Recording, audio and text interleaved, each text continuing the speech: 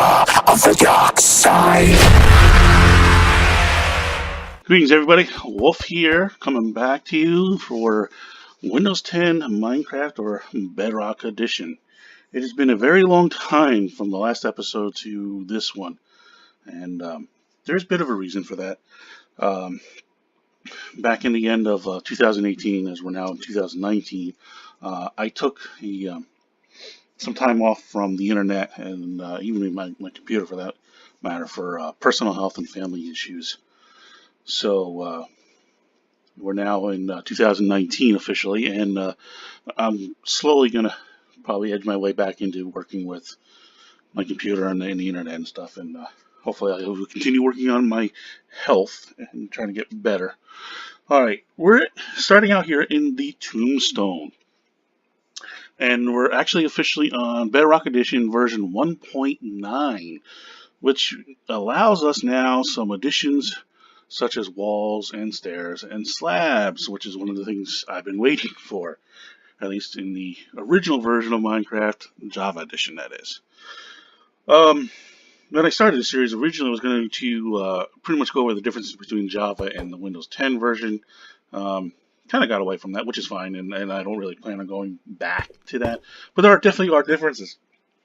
If you play either one, you won't know it, but if you play both, you'll see it. Pocket Edition actually still seems to be the leading version that's played because of the mobility of it. Java being the second, and of course then Windows 10. So, alright, here we are, we're back in the world, and like I said, we're starting off in the Tombstone. I've got some gear here. I managed to get a working pick, working shovel, and of course working axe. I'm also working on a diamond sword. I just want one or two more chance for it. The only thing that I don't have with any of these tools is efficiency. Hopefully I can get that, and I got to get unbreaking for that axe as soon as I can find somebody. I do have a Silk Touch axe, which I do have to purchase a mending book for. It's got unbreaking, so I'll get that eventually. And I also managed to find my first treasure, and of course got our first Heart of the Sea, and I started collecting the Nautilus shells already. Alright, so that's kind of where the background stuff goes. The top level of the Tombstone is completed. Of course, once everything up on the top roll is done, this will probably be, quote, forgotten about, unquote, kind of like thing. But basically has all the basic stuff except for the animal livestock that you need to start in the world, basically. Alright, so I'm not going to worry about that now. Oh, yes, I finally found a jungle. And it took me literally a day, between two separate days, of traveling the world, thousands of blocks, to finally find a jungle. And the biomes are massive in these ones. The one mesa I found, it's just unbelievable. It's like a whole continent in itself. So, but I finally did find a jungle, and the last tree that I needed, which was the jungle tree, I managed to get a hold of. And of course, since it's version 1.9, we have bamboo, so I was able to collect a bamboo shoot from a jungle temple. And eventually I will get a farm up and running for that. And, as you can see right there, that red little thing right there, that's a parrot. So I got a parrot. Actually, I got a couple. Alright, now, last episode, we worked on the staircases that led up to the platform. There have been some considerable changes since then. I have updated the lower portion of the platform a little bit, and in this little accent here on the corner pieces. And I'm trying to talk to the people, and you're going to come and bother me, aren't you? And you have enchanted pants. Actually, what I need is the boots. Drop the boots. Give me the boots. I should have my looting 3 sword. Oh, where's drop the enchanted pants? Why do they have thorns? Huh! And I didn't get hit, luckily enough. And there's my parrots. See? Okay. Oh, and I also added this in here. This feature on the inside as well. Alright. I also completed the staircases on all sides. What's that? That's a sheep. So now we have staircases on all 4 sides. And the rest of the world will be built up in the air.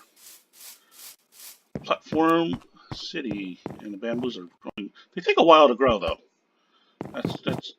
I've been letting that grow for days, Minecraft days that is, and that's as far as I've gotten. I don't see that they reached the top yet, because I think, if I remember correctly, they're supposed to have like a flower or something that develops at the top when they're done growing. Okay, so now we're at the top, and if you remember correctly, up here, all I originally had was dirt for the farm plots. I went with an oak spruce combination because that's what I had for the stairs. So the initial floor is going to be this design here. And I went ahead and started the farm work because I wanted to get some trading going on, because I had a villager that was trapped down here, brought him up, and I found another one and cured him, brought him up, and started breeding them. So I got these potato, carrot, and a wheat farm growing because the one guy I got was a farmer, so I could start trading with them. So I got these up. The problem is, once I got the iron farm built, which it is, as you can see, that's the iron farm right there, I found basically two problems. As you can see, there's going to be a bunch of dirt hanging around here. That's because these guys are escaping. What ended up happening is somehow one of them got pushed out of this pen area, this 2x6 area I created for them, and got into this farm, picked up some wheat, and somehow got back in. Don't ask me how. And began trading in this cell. And these guys that are in minecarts are guys I'm keeping, by the way. And created this kind of a mess. As you can tell, and they just went bullets-o on the breeding. I was not intending for this farm to initially be a breeding farm, but you know, whatever. So, and he must have gone back inside. I had two guys that were out here, so that's why I have all the doors blocked, because they keep getting pushed out. They're not getting killed, they get pushed out somehow. So that might be a glitch in the game code, I'm not sure. I'll just have to keep an eye on it for right now. Alright, now this guy I'm keeping, because his first trade, besides the paper of course, was my mending book. Of course it's for 38 emeralds, but hey, you know, whatever. Beggars can't be choosers. Alright, so I gotta figure a way I'm gonna clean this mess up and determine what I want to do with everybody just quite yet. So excuse all the dirt. Here's what it is. And this other guy is a farmer, and his trades aren't that bad, and actually he's the one I've been trading a lot with to get my emeralds up. So he's got 20 wheat, 15 potato, and 16 on the carrots. So of course these farms over here are not enough to really trade with him, which is why I use the tombstone, which has 4 normal sized farms in each category. Alright, now on top of that, once I got this all built up here and finished off, I built the tree farm. I finally got all the trees out of that mess I had over there and built up tree farms. Now, I could have done the, put everything next to each other and let them grow that way, but Windows 10 has a slight issue with having things next to each other that are similar in growing. It just takes forever. I mean, these take a long time to grow as it is, but at least with this spread out, two things happen. A, their growth rate is not interrupted by something that's next to it that's similar. And two, that when these leaves and stuff decay, I get a decent amount of saplings that I can guarantee myself replanting every single tree that's in this farm, and possibly there are more. So we got the oak, the spruce, there's the jungle farm. I have to, of course, get more saplings. That was my most recent acquisition, was the jungle tree. There's the birch, the acacia, and of course the dark oak is over there. So all 6 tree farms are up in the air. I didn't record any of this stuff because it's really just me building flat platforms, and the only thing is we're figuring out a good lighting system and making sure nothing up here will spawn, because I don't want nothing interfering with that farm over there. And so probably what I'll do is anything I do here, I'll probably record what I build underneath it, the platforms and stuff that hold all the stuff up that I'll eventually build down here. Now I have a bunch of more projects after what I do today. I gotta get a storage facility going, a proper storage facility. As you can tell, I'm starting to put stuff all over the place here. And there's the spawn point I want to build, and I want to build an ice tray. Now, the iron farm does work. I did have one iron golem form outside, and there's only once. That's it. All the other ones do spawn in, and it's going to be nighttime. So let me get down here and show you real quick. Okay, that's kind of loud. I probably should have put my headphones on. That's alright. Alright, so let's get over here. Right now I left the hole here so I can get underneath until I build something later. Okay. Now it's not the best iron farm, but it does work, and I don't have to worry about it. So since I've gotten it working, I've gotten almost 2 stacks. Granted, that's like several Minecraft days. There's a witch over there. The spawn rate isn't exactly the best, but it's free. I don't have to worry about it. I don't have to do anything except be in the area, so there's no sense complaining about it. Now, what I want to do now, see, look, where did he come from? How did he get out of the cell? And he's one of the cartographers. I'll bet you anything. I had 3 in here. Let's see here. See, they're all pushed in here because they want to get in here because it's nighttime. And I see only 2. I don't really see the 3rd one, so yeah, okay. So somehow when they gathered up into here, he got pushed out. So he's out somewhere, and I got all the and he's out too. All right. So yeah, so eventually I had to fix this.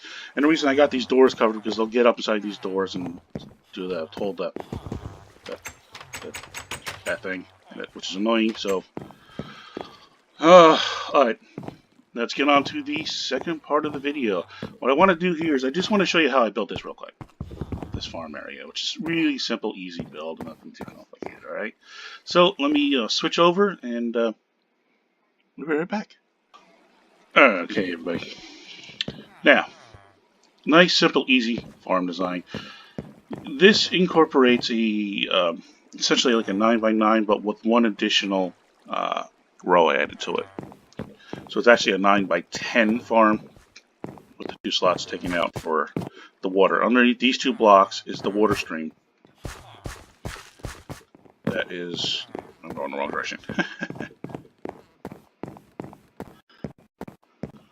That is down here, right there, flowing down. All right.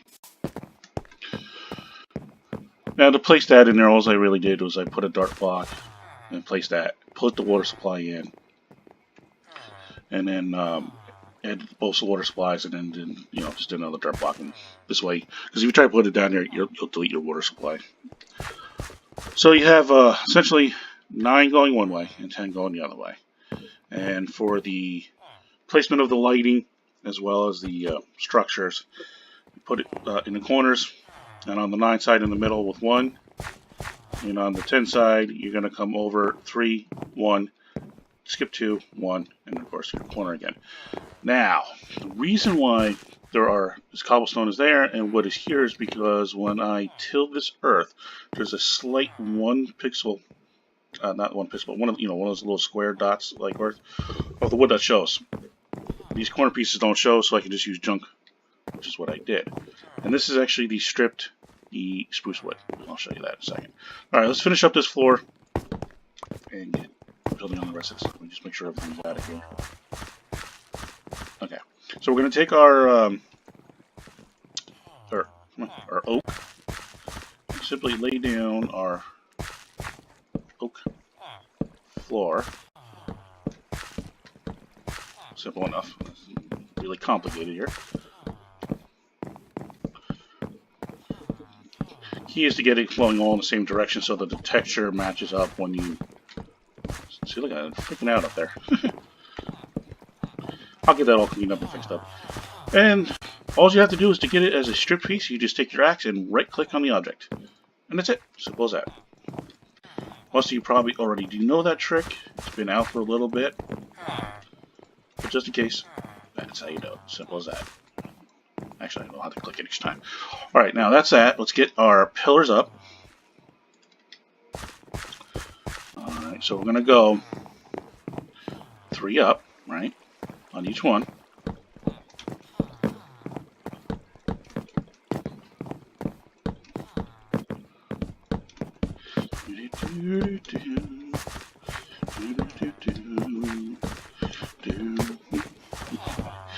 And that's that. Simple, quick, easy. 1, 2 entry. And then we're going to go from there.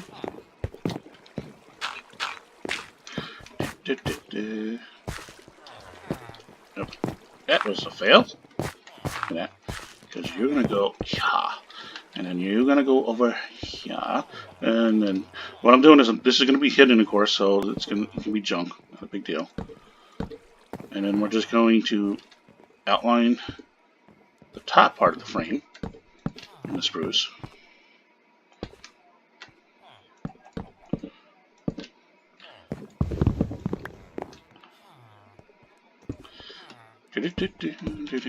Simple, easy. It's a nice, simple little farm. Kind of has a slight Asian feel to it. Not completely, just a small one.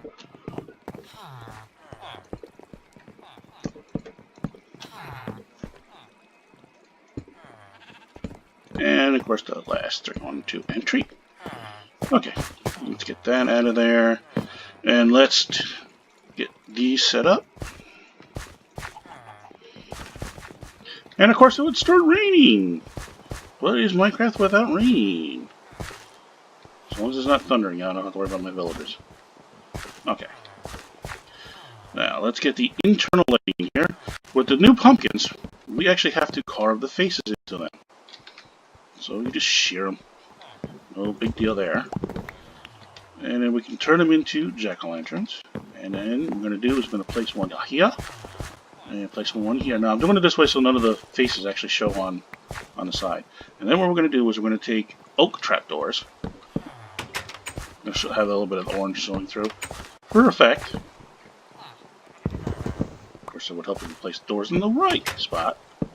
Close them. And then there we go. We have our light sources. Next. We're going to start working on the roof. So it's going to get spruce staircases. And we go around.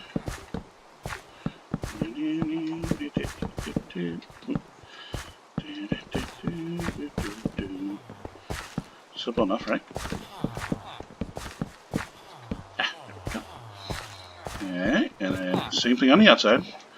We do the same thing on the outside, like so. Keep going around. And what I'm going to do is, I'm going to alternate. Let me make some more here. And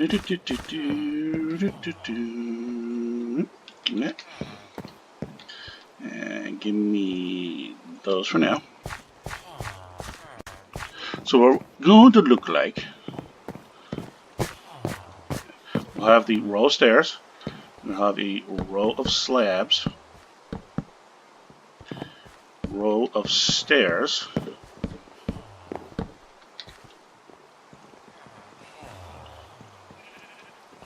and then from that row of stairs we're going to go with solid block with slabs again. Alright, so essentially it's going to look like it's, let's get over here. So this is what it's going to look like. So you're going to have stairs, slab, stairs. So you can see it. Alright, here's the staircase, here's the slab, here's the staircase, and then the last top section, of course, is slabs again. Alright, so let me finish off that, and then we'll be back to finish off the rest of it. Be right back. And right here we are with the finished roof. Now remember, when you're building off from the side, it's stair, slab, stair, slab, stair, and then slab. It's easy enough to remember. Alright, let's look at it from underneath here. Now remember, we started with stairs, and we went to whole block. So it's stair, whole block, stair, whole block. And in the center part, you can finish off with any junk wood or block or whatever you want to use, which is directly over these two jack-o'-lanterns, alright? So we're going to finish the center part with this straight up oak logs to match the bottom part. Simple enough. Like that. And just to give it a little accent, we're going to go with spruce fencing here, here, and there. And that just gives it a little extra kind of look to the ceiling and stuff. Alright, so that's that part there. And the last part, which I probably may not have enough, underneath here, we're just going to go with a simple oak fencing. And this really just is for decoration. It's not really meant for anything other than that. And I need 2 more, which will go right there eventually. Okay. Now, that's that. Next easy part is we're going to set up the lighting. And for this one, we're going to use the andesite walls. As you can see, that has become my primary wall around the majority of the facility. I still use the cobblestone walls as well for the lighting, mostly with the stairs and stuff. But I went with the andesite walls for a lot of my decorative, kind of nicer look wall elements and stuff. So essentially all you're going to want to do is you're just going to match up where you need to put the lighting for the farm, because that lighting will not take up the entire farm. It'll miss the corners. And then since we have pillars here, we have to put lighting around, and I need additional lighting to help, like this pathway.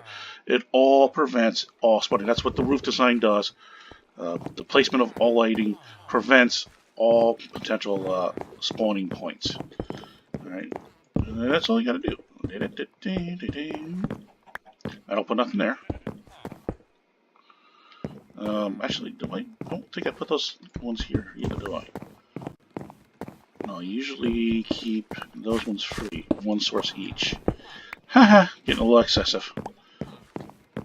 So, okay, so we go with the outsides only, except for the one next to the iron farm, right? So this is all 4. That's right, okay. And the corners here, see? Like so, alright? So, we just finish that off real quick. I like to make sure everything's well lit. I've had enough issues with bad spawnings. Alright, so though, you have to disappear. But you are going back into place, and I need to add you back in. Okay. And of course, we throw our torches up. Sure wish I could push my torches in my offhand, but Windows 10 does not allow you to place torches in your offhand, as you can see. And then of course I can get rid of these torches here. Now what that does is it allows me to keep the torch layout that I have on the outer walls and still have enough lighting that it just happens to cover all this area. Even though it looks a little dark here and there, it actually covers it. So there's no spawning points. Or shouldn't be anyway. I haven't found that there's been any spawning mistakes with it yet. We'll go there. And last but not least, you can disappear. And then you disappear. And that's it. And like I said, I'll get those last 2 in there. And then of course you till it and then put whatever crop you want in here. And that's the whole kit noodle. The farm is done. Now all farm segments of the platform of the iron farm is done. Alright. Nice, simple, easy. You get 9 by 10 plot of farmland out of it. It does have the, I don't interchange the crops, which would probably allow them to grow quicker at a better spawn rate, or growth rate, not spawn rate, growth rate. But I do so much on the outside that, by the time I get back to actually farming all this, it's already grown. I mean, it will eventually grow. It takes a little longer than if I had like separate crops in each one. So like 1 row of potatoes, 1 row of carrots, 1 row of wheat, 1 row of probably beets or something, or alternate so they're not the same thing in each row. Not 100% sure the reason why the designers designed it that way, but I don't own a company, so that's it for this episode. Probably starting next episode, I want to get into that storage area, and then I want to get the spawn point platform made, and I'll probably do the ice tray next after that. So we're looking at storage, spawn point, and the ice tray. Not sure if I'm going to record building the platforms under here or not. I might And there are other projects. I got to get the smeltery built as well. And then, of course, the farmlands, which are going to go out that way. The smeltery is going to go over this way. And then go from there. All right, guys. Welcome back. Um, thank you for, as always, watching. And thank you for continuing to support and help, all right? I really do appreciate it, guys. And apologize for the long delay in working with you guys and just getting stuff out. But it was a much, much needed break that I needed for my personal and, of course, family health as well. All right, guys, you all take care now. Bye.